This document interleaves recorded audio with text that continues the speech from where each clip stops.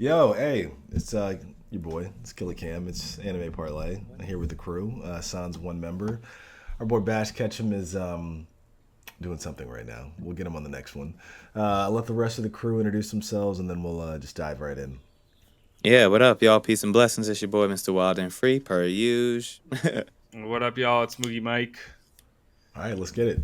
Okay, so obviously you click the video. We're talking about One Piece chapter 1153.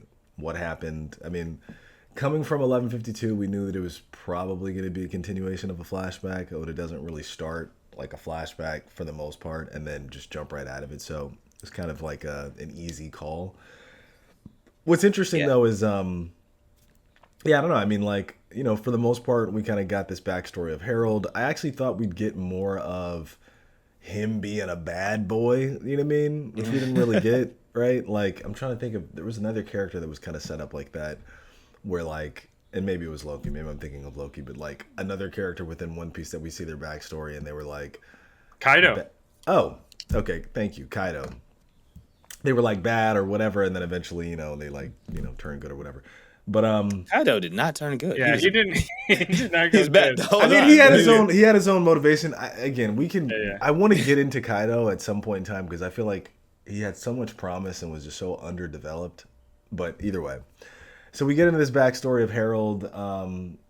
Just kind of we realize like basically through him meeting this chance encounter with this female giant who basically teaches him the ways of treating and respecting other cultures and treating humans with respect and dignity, even though obviously we as giants are bigger and stronger and all this other kind of stuff. You should treat them as equals. Then we get several pages of basically Harold doing that. Like he has this relationship with this giant. Basically, she's like the hot body six sneaky link, you know what I mean, like mistress. Like they have a kid together, she's the baby mama. To be fair, he didn't even meet his actual wife yet. So. That's true, but basically kind of still had her on the side a little bit. Yeah. He's a pacifist, but he has his needs. But so we meet like his wife Estrid, who's supposed to be this basically like dime, like she's supposed to be like a baddie giant, whatever, right? But she's like of a noble class or of giants. But she's like very high strung, very diva like. Obviously, Oda is drawing on probably some real life examples. But yes, we get that, and likely then, something like Athena. Maybe, yeah. I mean, real life just being like the Instagram baddies that we have in our modern day and age. But yeah, I don't know. So anyway, so we get this introduction of a new character. Obviously, his actual kind of ancient bloodline wife. What's interesting is we kind of get these flashes of this council, right, of giants. They're just kind of meant to be stand-ins for whatever their government bureaucracy is, where it's like, you're the king, you can't marry a non-pure blood, whatever. So that's just kind of an interesting aspect. I think it's more of a device than something that actually exists. Like, for instance, I don't think that we're going to see that council in any way, shape, or form within this arc, like the present time, but we'll see. And then, obviously the biggest, probably most talked about aspect of this chapter is fundamentally Loki and his backstory, his upbringing. Obviously, we're going to get a little continuation of his arc and his rise. But I want to pause here because, I don't know, there is a lot to unpack with Loki and his upbringing. And obviously, we get to see his eyes, which turn out to be like a huge plot element. I don't know where Harold is at in this particular moment. It's really just seems like his wife, like he's away and like his wife is just pregnant and gives birth and then it's kind of calling the shots. But what did you guys think of I guess pretty much the chapter at large, but I guess specifically what we're going to get from Loki in this next chapter? Yeah, absolutely. I think the backstory was great. I like the change of heart I like the fact that we're very human and that aspect of romance being a catalyst for good change is something that we see as a repeated trope throughout stories, age-old stories at this point. And so just to kind of see it reflected once again here in King Harold's story is just like, yep, par for course. I could see how that could happen in that way, And so there's something endearing about the way that it played out to me. I actually liked some of those sillier moments, seeing him be humbled and bewildered at his affection for this woman, right, in this time. Um, but yeah, I think that the aspect of Loki, I still don't understand what it means to, now that we have seen his eyes, like, what are the implications of that for real? Like, yeah, they are very striking, but what does it actually mean? You know? And so I'm really looking forward to seeing how that happens. I'm sad about what he had to go through in his youth, like literally moments after his birth. That's kind of messed up on Estrid's part. So not really a fan of her at all. Um, the horse was fascinating that Yeah, King Harold got as a gift from her Yeah. it's family. supposed to be a So reference to Sleipnir, which is like yeah, the Sleipnir. magical horse of Odin. yep. Sick. And so That Loki in the actual mythology, I think he like has sex with it, or it has sex with him, and then that's he gives birth to. Yeah, the Norse mythology gets weird because yeah. Anyway, Greek mythology gets a little gender bending, you know. yeah. And All I guess that was mythology has a unfair. little bit. Yeah, mythology is weird in as a whole. And I guess it was wrong for me to bring up Greek mythology when this is more Norse mythology based anyway, Well, that's but fine. yeah. Yeah, ultimately I enjoy the chapter. It's a continuation. It moves the needle forward. I wasn't expecting the eyes at all, but I'm glad we got them. Yeah, one quick thing on the eyes is like, I it's gonna sound messed up, but they are really like kind of ugly. Like I kind of Yeah, hope that like he continues very to cover demonic. them up. It's like Yeah, he's it got is his like little horns with his eyes. He looks yeah, gnarly. it's a very striking look that doesn't feel akin to a like a potential future Straw Hat, right? And we could talk about that maybe as well. I do think that the bandages on the eyes is a cool look. It's the same thing with like Katakuri, right? It's like Katakuri looks goofy as hell when he's not, you know, I guess like being serious, when he's like stuffing his mouth full of food, like when he doesn't have like the Yeah. little, kind of The coif. collar. Yeah, like a little kind of Yeah. coif, like kind of covering it. He looks very badass in that way. But then Yeah. when you have him, Jaw take it out. down. It's just like it looks silly. It looks kind of crazy. I mean, Yeah. when he's got the sharp teeth and whatever, it's fine. But when he extends it, it just looks weird.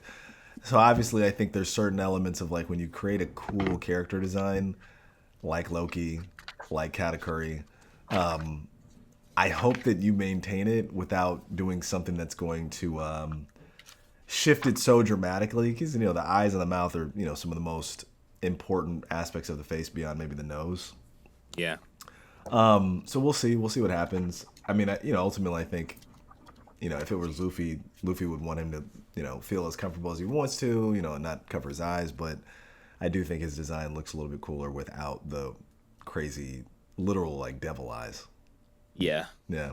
I mean, we haven't seen what the eyes look like on his adult face, Yeah. or whether or not they change over time or not. And so Sure. that's something that we don't have the context of.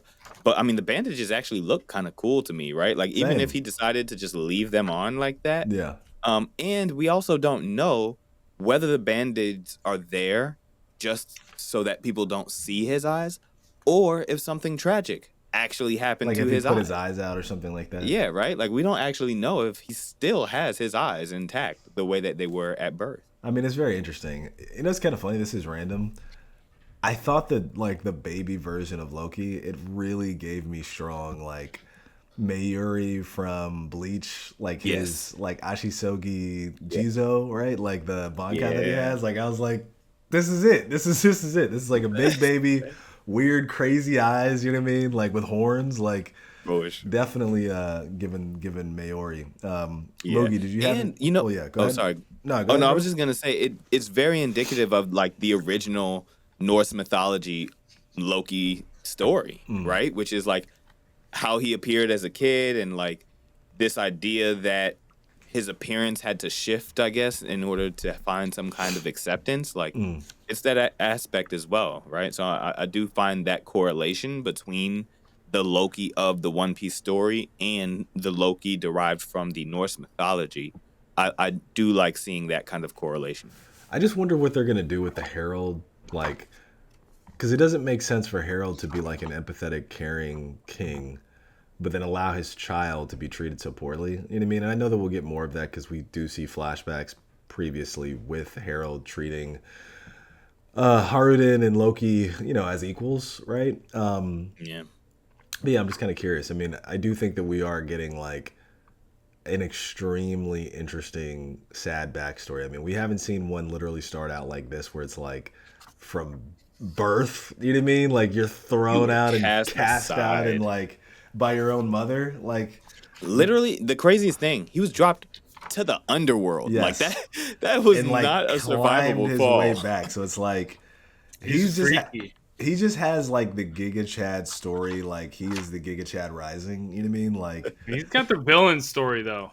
you You think? know, like I Mhm. think it's a villain story. I mean, he's obviously I don't think he's going to be a villain, but that's how like a good villain starts.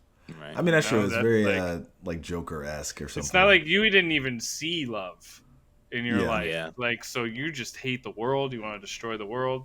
Well, I think But his mom is going to die off. I mean, we just heard that she collapsed from an illness. I think yeah, that, I that's when mean, we she haven't seen her dies. since, so I do think that it'll be like a King Harold, the single dad of two boys. You know what I mean? Like just trying his best. Trying to work out some kind of relationship with the world government. We see him stress about that. It'll be very interesting. I don't know. I'm hoping that we don't undercut Loki's story too much with this kind of background intrigue of Harold and the world government. I'm sure that, I mean, it's going to be a two-hander. I'm sure that's going to happen. But yeah, I don't know. I mean, I'm really excited to see more from Loki, particularly as a kid. I think he's just got a great design. I think that that origin story is amazing. And yeah, I'm really kind of curious to see how it gets satisfied, basically, as the flashback kind of continues and we bring things back to the main story, particularly this culminating event of what happened in the throne room. Yeah. Yeah, I wanted to. Sorry, I have my little resident book here that I read, and I just thought of something. This is my Norse mythology book, Is that from What a Neil nice Gaiman? book. dude. I have all these mythology books in here, and they're just binded so well. Yeah. Nice. But Is It that is looks that Neil incredible. Gaiman's book or no? It's just different. no, no, this is just the general, like what Okay. you would get in school. Tales Oh, of really? Norse mythology, just a Okay. Barnes and Noble book. Cool. Um, but also a good book from Neil Gaiman, Yeah, which yeah. is And I listened to the audiobook a little while ago. It's really good. yeah, in here, Sleipnir is actually in Norse mythology. Sleipnir is the son of Loki Mm, and another god, Svaldilfari. And mm. yeah, it's like Mm. the eight-legged horse. Eight-legged. Yeah. But yeah, I liked this chapter. Like it wasn't super crazy, but it's good to see the background. I think Harold looks pretty similar to Loki, which was kind of cool. I mean, the horns do a lot, but they're of that like giant colossal size. So they're Mm. even bigger than the other giants. I just thought Harold was pretty cool. I thought the like how he interacted and talked about humans in the beginning was just basic ignorance. Like I don't think he even like had met any humans. He was like, oh, all these humans, like they're just like, I don't know. He was just like looking down on them. I forget exactly what he said when he like left destroying some village, We're but just saying they're like puny and weak or yeah, whatever. like there's no one strong, like as strong as a giant out here. All these humans, like he was just like bored with them, not like just looking down on them completely, like ants. And when he saved his first wife, what was her name again? I'm sorry, I just read Uh, the chapter. I think. What is it again? It is. I have to pull it up. Sorry. It is. No, it's not good. I have it up. Because they introduce her. Her name is Ida. Ida. Ida. Yeah, when he met Ida, he thought he was saving her, and she just kind of like just woke him up to what humans are all about, and he kind of turned real quick. He was like, "Oh, they are pretty interesting. They Mm. work good with their hands. They're like they got a lot of stuff going on for them." And she definitely showed him the world in that idea, and he became someone who embraced it. He went after like trying to become an international country with trade and like learning from all these different cultures. So he was pretty cool. He went deep. He was open minded. So it made me like Harold a lot. I didn't like how he was just like the way that she just wasn't accepted as like into the royal family. Just like that, he was just like sorry, and she was like, no big deal. I'll go live over here. I thought that was a little weird. Maybe it'll be different when we get the proper translation. But did you guys think that was weird? I thought it was weird. I It think they're was trying to really emphasize quick. like the point of culture being limiting, right? Yeah, In the sense of, he never considered the humanity of humans before then, right? Or at yeah, least like, saw them as worthwhile, even though they are smaller and weaker, right? right. I think the strict aspects of the culture, as it relates to who he can marry, who's allowed to kind of be with him because he is, this ancient, pure kind of bloodline, right?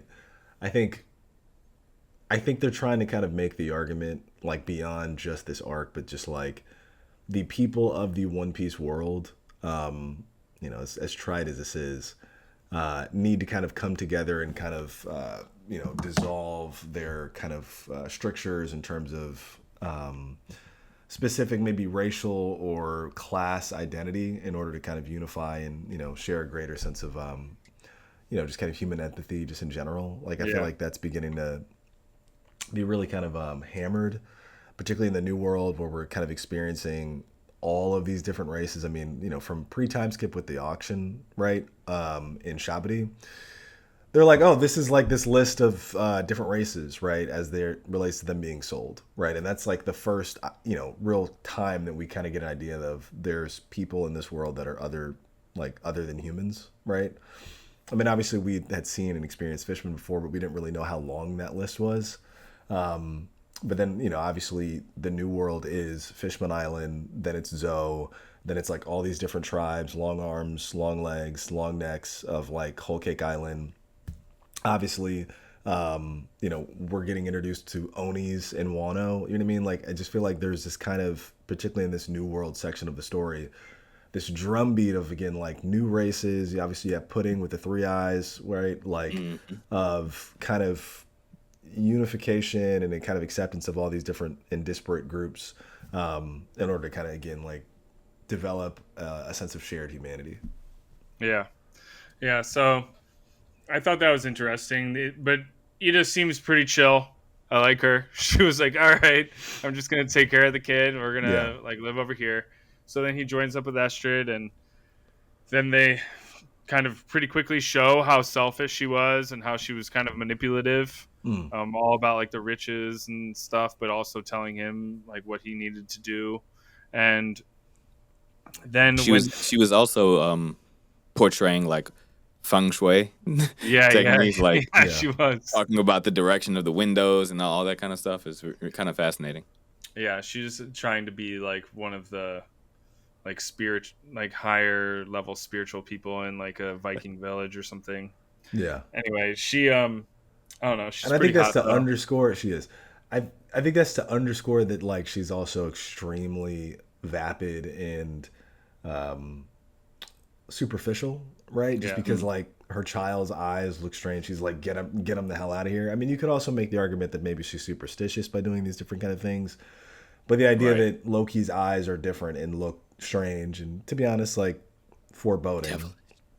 that she just Yeah. throws him out. She swears everybody to secrecy, like don't tell anybody that I was even pregnant, which seems kind of crazy. Again, it's like, well, where's Harold? Yeah. But I think what's interesting is the ending, which is saying that like basically that set a path for Loki, even when he came back up from the realm of the dead or the underworld, to basically be blamed for all of these different mishaps or misfortunes of Elbaf.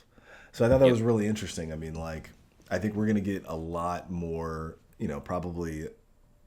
And I will say this, like, the way that Oda is depicting time is a lot more specific than it used to be. Like, if you've noticed, he'll be like, Oh 94 yeah, years ago, 85 yeah. years ago, 62 76 years years ago. You know what I ago. mean? It's Yeah, like he's really kind of marking these moments in time. So I would not be surprised if in the next chapter, obviously, we're going to get like little kind of vignettes of things going bad and Loki getting blamed. But I do think we are going to get this gradual progression of him getting older. Maybe we'll see why he admired Roxy like Zebek so much. I don't think that again we'll see Roxy Zebek, but I think that we're gonna get more of an idea of like Loki's personality, particularly kind of being this anti-hero kind of figure, like rebellious, right? Like not really going with the grain of society, which at least seems right now has been primed to reject him.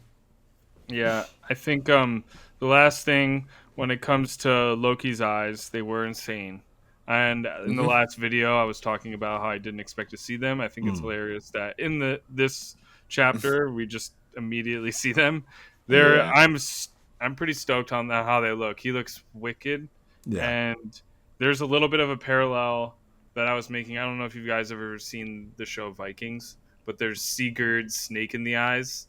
He's one of the sons Mm. of like Ragnar Lothbrok, and he has like a snake in his eye, and they kind of like shun him and like look down on him for that. And also in Norse mythology, Loki's son Jormungandr was a snake that he cast out into the sea, Mm. which was Mm. also kind of just like Oda doing his thing and like twisting history and mythology. I thought that was pretty cool. Yeah. But Yeah. overall, I'm loving this origin of Loki, and yeah, when he's climbing up, it's kind of freaky how it Yeah. reminds me of something from like Berserk, or the parallel to that baby from Bleach, that one guy's Bankai, Oh yeah. where That's what he he's talking becomes about. like Mayuri Kurotsuchi. yeah. It's so Yeah. it's freaky, but And yeah, then I'm another excited to see what happens with all this. For sure.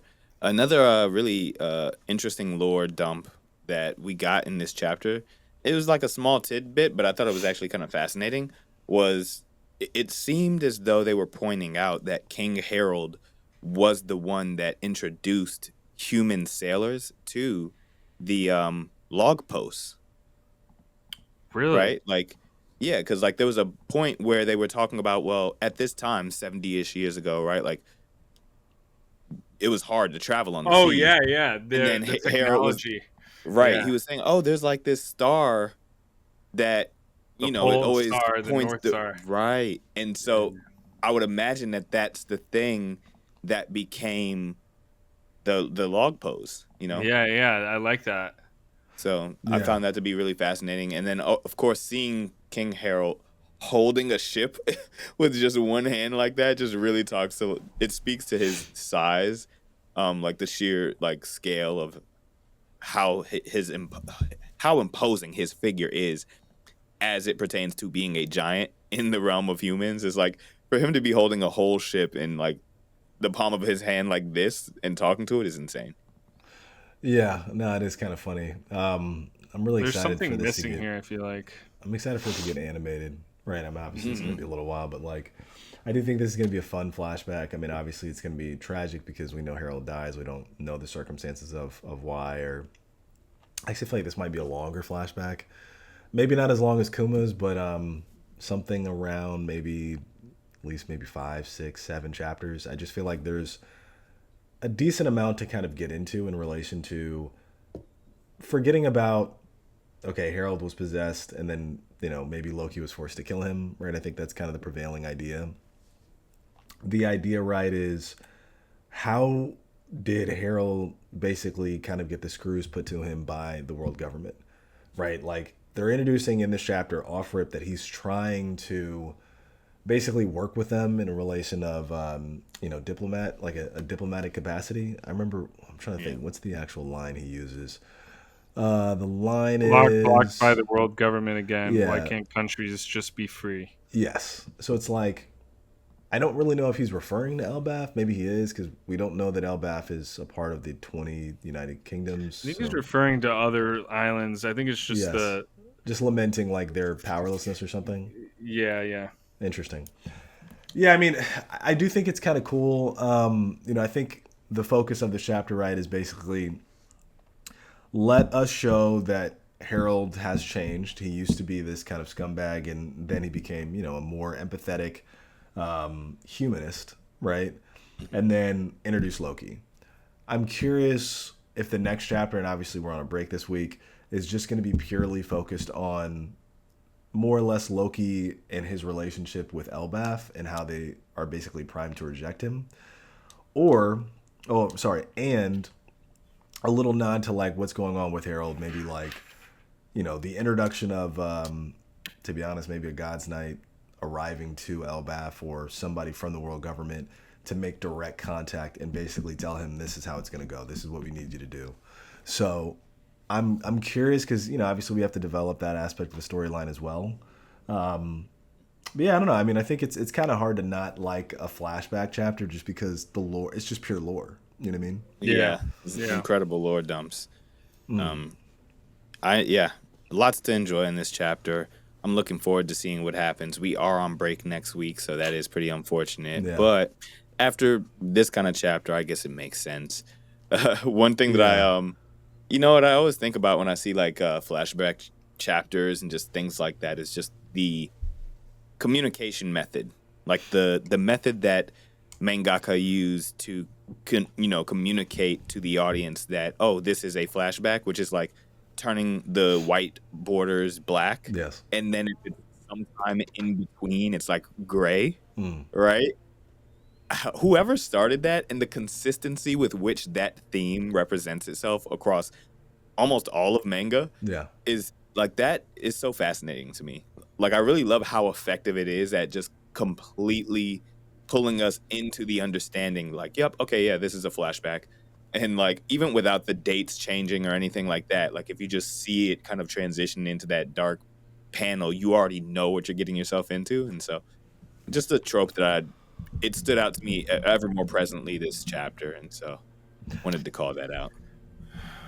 Yeah, for sure. I mean, and just the idea that that's interesting. I didn't notice the black colors borders to work with. You know what I mean? And are utilizing it at its most elemental level to create these distinctions in terms of time. Let's get last thoughts. Mookie, you can go first. What are your thoughts, I guess, in the future? Obviously, like I said, we're on break. So the question is, when we come back, what to me, I get like, I just have this underlying vibe that something else is going on underneath all of this with Estrid's death, with how Harald ends up dying and going out, all involved with the world government, how he was trying to work with the world government and all the other countries to create a more free system, and something else is going on here. Like, I might be asking for it, but I want like maybe Estrid, maybe there was some kind of, this is just totally off the dome, but like maybe there was some kind of ritual done to give Loki those eyes through the world government, whatever devil fruit is going on in there, whatever devil packs they have or something that caused her death after, that caused Harald, like all this stuff. I think we're going to find out soon something really crazy with the world government. And just Loki's the man. That's it. One thing I will say, just kind of adding to that, is like, I really, really hope that we do not see any more of the Five Elder Stars in flashback manipulating the story. Like, I feel like I can see it happening. I know, but it's just like because we just had an arc full of that from Saturn. Saturn is the architect of like, basically Kuma and Bonnie's, terrible, tragic, like upbringing and all this kind of stuff. Like, I don't really want to redo that again with, instead of Saturn, or maybe it was Saturn again, it was, Saint Jupiter or something like that. Like, that would actually fascinate me. I'm trying to think, whoever, maybe Walrus, the Walrus guy, I forget his name, but like Warcury, I think that's what it is. Warcury. I don't really want to see them like, and I understand that is sort of their role of like, they're the shadowy kind of council or whatever. Maybe it's a Gods and Knights, right? Like, just somebody different that like we see makes direct contact. I mean, we see the use of the Abyss circles. I would just be a little disappointed if it's just the Five Elder Stars again in another arc, dominating flashbacks and basically being these like architects of evil. That's just me personally. Time ago, though, we might see someone different, but it could be one of the Five Elder Stars at the time. Yeah. I you did mention I would like to see fascinating. It'd be crazy to see some rocks in this flashback, something that like inspired Harald or inspired Loki. Maybe he like comes face to face with Harald and like stands up to Harald or something like that, and Loki's like, oh yeah, he stood up to my dad, like sick, That could be interesting for sure. Yeah. All right, Mr. Another thing I was Oh yeah, sure. So in closing thoughts, final thoughts here. Great chapter. There was a moment like I feel like we saw like Jarl had a twin or something like that. There was like a Oh another yeah, old one that some looked just old like him. guy. Yeah. Yeah, and they had like that twin parallel kind of laugh thing going on there, and so I thought that was really interesting, and Also, I'm one wondering thing, it's important how to remember important that that will be. like Jarl is the same height as Loki. Like they're both like Yeah, ancient like they're giant. ancient giants. Because if Yeah, you look at other panels with him and Dory, like Dory is small compared to yeah, Jarl. yeah, for sure. Yeah, you're right. Yeah. So I that was something totally that like. stood out to me. I looked over like a lot of these. I read this one kind of quick. Hmm. Zaba Yeah. Baba and Boja Jaja. Yeah, right. That's It's funny. like where did y'all get a twin from, and how does that play out in this story? You know, like Yeah. that's kind of fascinating to kind of see And those they're even like nuances of old in relationships. this. Yeah, They're it's kinda super crazy. old Yeah. here. Yeah. Okay. Well, it's been real. It's your boys Anime Parlay. Those are final thoughts. Yeah, unfortunately, we have a break next week, but we will put out something else that is interesting. We've been sitting on something, and we'll probably record something else, depending on how much of the crew we can get together. Yeah, this was a good chapter. I mean, like I said, it's hard to dislike or find any real fault in just a pure lore drop. I mean, I think every One Piece fan is just hungry for more lore of the history of the world and how things are the way they are, and obviously that is the emotional impact that will carry us forward into the climactic resolution of this particular arc, particularly with hopefully Luffy finally meeting Emu, and we understand why that moment is so important. So hopefully this flashback is relatively long and does some heavy lifting in the emotion department. But I actually have faith in Oda in this case. I think he's gonna knock it out of the park, and I think Loki is gonna be a fan favorite if he isn't already. Yeah. Right. With that said, like I said, it's Anime Parlay. It's your boy Killer Cam. Peace and blessings, y'all. It's Wild and Free here, and I hit about 0.66. That is a short call. short conversation I today, know. so We're getting not a it full shorter. mile. We're getting it shorter. All right, Moogie. It's Moogie Mike. Thanks, guys. All right, let's do it. All right, till next time. Thanks for watching. Like we always say, I guess what we're saying lately. If you want to just drop some of that fire, just some hate, some love, whatever, do it in the comments, but hit that like button first. All right, peace. Peace.